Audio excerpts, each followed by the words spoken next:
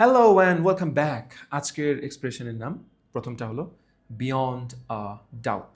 Doubt মানে সন্দেহ, beyond মানে দূরে, বিয়ন্ড ডাউট কোনো সন্দেহ ছাড়াই। আমরা একটু আগে আগের কোনো একটা লেসন করলাম না যে আউট অফ কোয়েশ্চেন এরকম কিছু একটা এরকম example,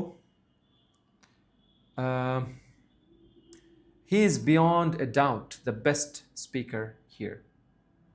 he is beyond a doubt the best speaker here. সে নিঃসন্দেহে এখানের সে একজন সেরা বক্তা, কোনো কথা হবে না, নিঃসন্দেহে।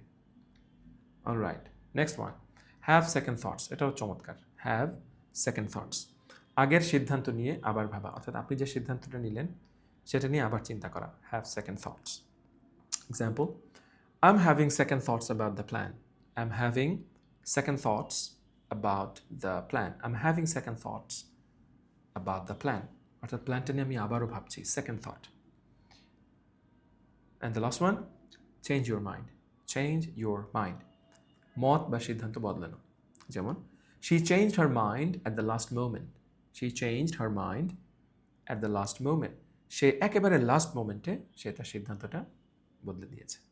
Right, so that's all about today's lesson. দেখা হচ্ছে ইনশাআল্লাহ পরের ভিডিওতে।